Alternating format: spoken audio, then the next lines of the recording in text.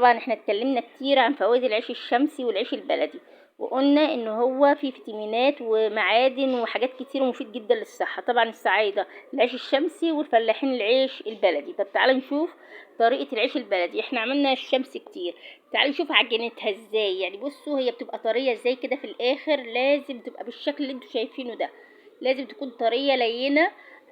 بتتعجن كتير جدا. انا مش هقطع عليكم، انا هوريكم لان الفيديو كله عن العجينه ذات نفسها. تمام. بصوا لما باجي اقطع حته في الاخر، بصوا يعني اللهم صل على النبي. زي ما قلنا جنين القمح اللي جوه القمح هو اللي دايما مفيد. والدقيق ده اسمر يا جماعه، الدقيق ده اسمر. انا اهي زي ما انتم شايفين انا هقطع حته كده، هو كويس جدا. خلاص هلمهم وهبتدي بقى ايه اسيبهم يخمروا. تمام. تعالوا نشوف الطريقه بقى. الطريقه سهله جدا وحلوه جدا.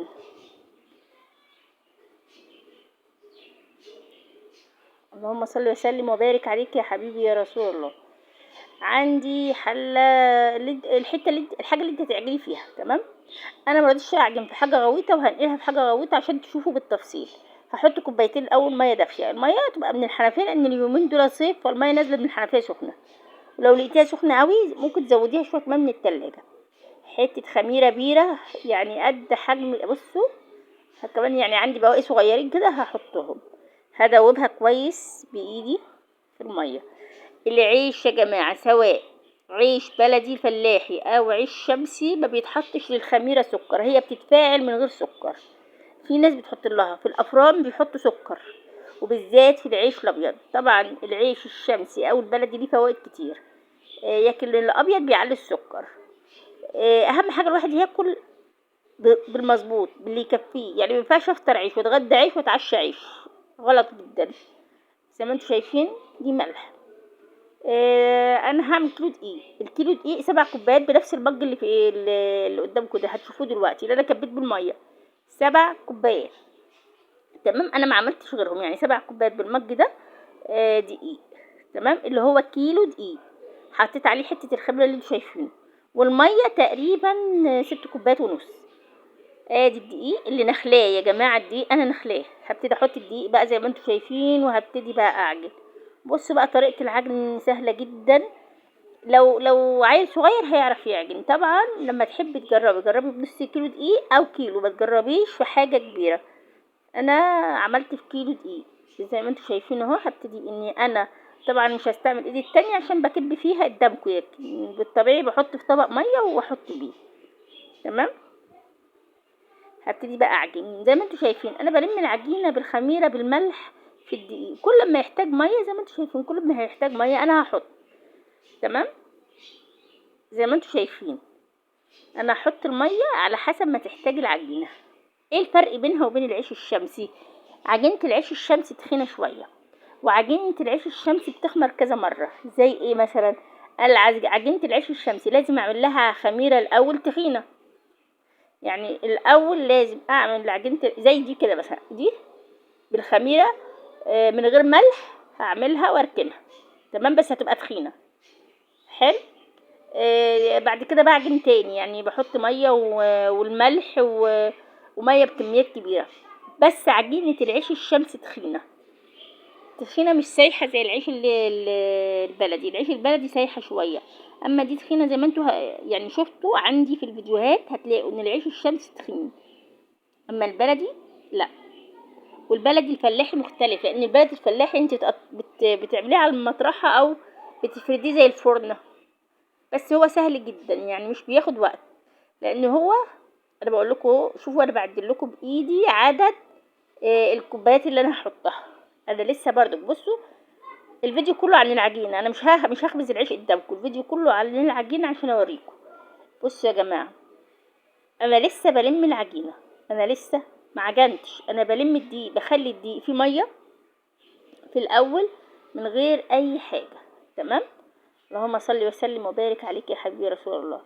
طيب بصوا زي ما قلت لكم الرسول صلى الله عليه وسلم قال ايه؟ سلسل طعامك وسلسل شرابك وسلسل نفسك. الواحد لما يجي ياكل بيقسم المعده ل3. اول حاجه يعمل حساب للطعام، يعني تلت للطعام. المعده ملهاش الا تلت، مش ملها التلتين او ال3 وما بخليش جزء للميه وجزء للنفس. لا ما ينفعش، لازم جزء تلت للمعدة، تلت للمية، وتلت للنفس. كده الانسان ما يتخنش ابدا، كده الانسان ما يتخنش ابدا. تمام. هتبتدي ان انت تعجني زي ما انت شايفه. عايزه اقول لكم على حاجه. بالنسبه للعيش، العيش مفيد جدا، وزي ما قلت لكم فيه فيتامين الف اللي هو فيه جنين القمح. فيه معادن وفيه فيتامينات لا يعلى عليها. وطبعا دي الحبه الكامله احسن من الدقيق الابيض. الدقيق الابيض هو دقيق متكرر كذا مره لحد زي السكر، في سكر اصفر تشوفوه، في سكر ابيض جامد لانه اتكرر كذا مره في المصانع وتحول للون الابيض. تمام. العيش غير الرز. الرز برضو زرع، ولكن الرز نشويات عالية السعرات. اما العيش هو سعرات قليلة عن الرز. كمان اللي عاوز يعمل دايت هياكل عيش بكميات محدودة. يعني هو بيقلل الاول، كان متعود مثلا ياكل الصبح 3-4 ترغيف، يعني انا بشوف في ناس بتاكل 5 عادي. لا، انت هتاكل رغيف. هيبقى صعب في الاول، هيبقى صعب في الاول، ولكن انا هقلل ازاي؟ انا هجيب رغيف وبيضتين، مع ان المفروض تبقى بيضه واحده، وبيضتين وقطعه مثلا وقطعه جبنه قريش وسلطه بقى، خيار بلاش طماطم، خيار وجزر وبرده الجزر بعتذر، نص جزرايه. تمام. زي ما انتم شايفين، ملكي في العجينه على قد ما تقدري. ده الفطار. انا كلت كده وشبعت، كلت خضار كتير، جرجير وخس وكل اللي موجود عندك واللي بتحبيه كليه جنب الخيار. تمام. لان الخيار ميه زيرو سعرات، والخس والجرجير فيها فوائد للشعر وللبشرة عالية جدا، وبرضو زيرو سعرات. يبقى احنا خدنا السعرات من ايه؟ من العيش، بس انا اكلت كميه قليله. وخدت سعرات من البيض اللي هو بروتين، فهو بروتين. البروتين ده اللي هيديني طاقه. انا فطرت الصبح بروتين، وخدت نشويات اللي هو العيش، وخدت حاجات خضراء زيرو سعرات. طيب هعمل ايه في الغدا؟ الغدا سهل جدا. الغدا ممكن تلغي الرز ده تماما، الرز والعيش. طب انا عاوزه اكل رز، تمام، انت ليكي 4-5 معالق، يعني 4-5 انزادي. وطبق الخضار اللي هو بقى انت طبخه فاصوليا، لوبيا، اي شيء انت متخيليه، طبق كامل اهو. والنايب بتاعك والسلطه. تعملي ايه الاول؟ هتاكلي طبق السلطه، تشربي كوبايتين ميه، تاكلي طبق السلطه، وبعدين طبق الخضار، وبعدين اخر حاجه الرز. النايب عايزه تاكليه في الاول، كليه عايزه تاكليه في الاخر. هو كده كده بروتين، اللي بيديك طاقه، اللي بيدي الجسم طاقه هو البروتين.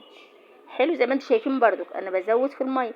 على فكره انا ما جريتش في السرعات وبتكلم، ما سرعتش الفيديو، بتكلم علشان خاطر اعرفكم ان العيش ده ليه فوائد مفيده، ولكن بانتظام. بالليل ما باكلش عيش ولا باكل رز ولا باكل حاجه.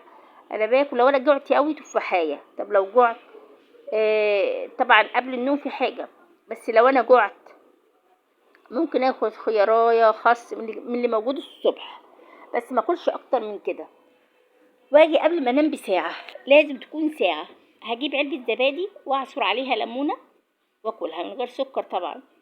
وبقى احلى حاجه في الموضوع، شفتوا احنا ما حطيناش سكر في الخميره، دي حاجه مفيده جدا. يعني اني انا ما حطيتش سكر في الخميره، فانا كده قللت من السعرات. اما في الفرن وبالذات العيش الابيض لازم يحطوا سكر. اي مخبوزات خارج البيت بيحطوا سكر عشان تبقى طعمها مسكر. تمام.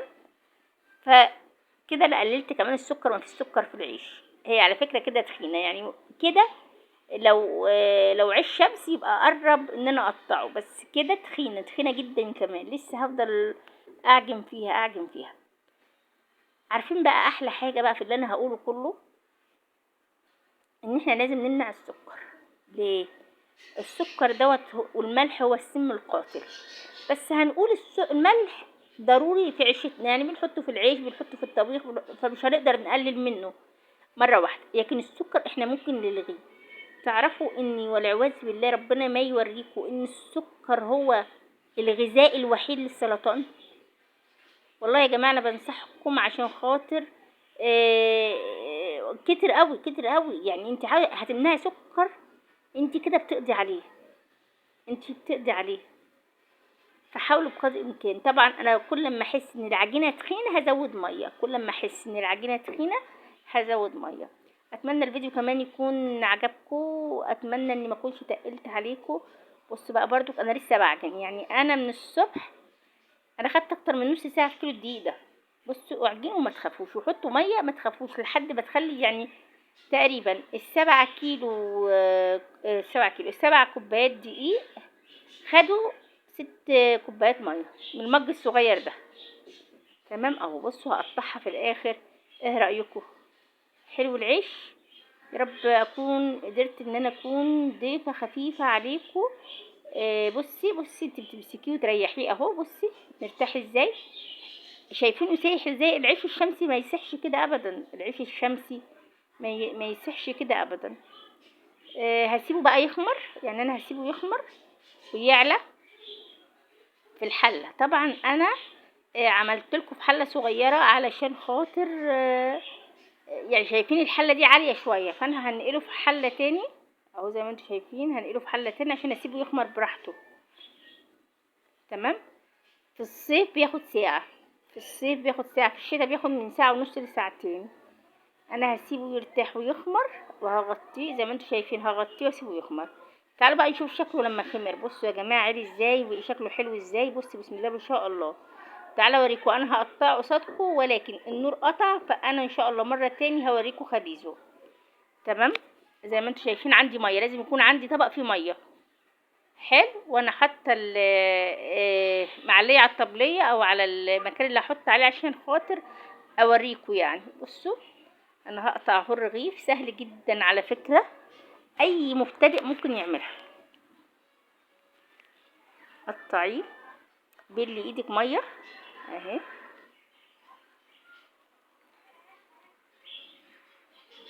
اهي بلي ايدك ميه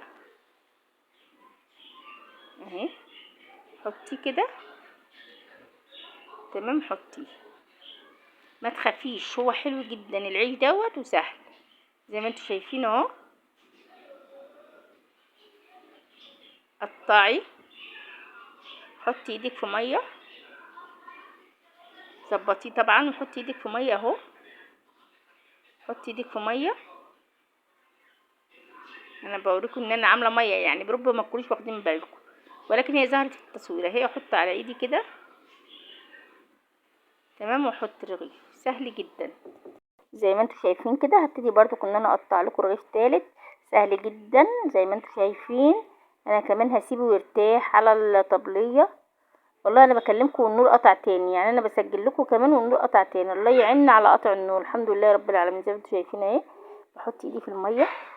يا جماعه تعودوا ان العيش ده سهل جدا. تمام. انا كده خلصت. بصوا بقى على الطبليه، بصوا الجمال، بصوا الحلاوه. هسيبه يخمر برضك على الطبلة. انا حاطه رد، لازم تحط رد. يبقى انا قلت ان العيش البلدي والعيش الشمسي ليه فوائد كتير. ربنا يكرمكم والسلام عليكم ورحمه الله وبركاته.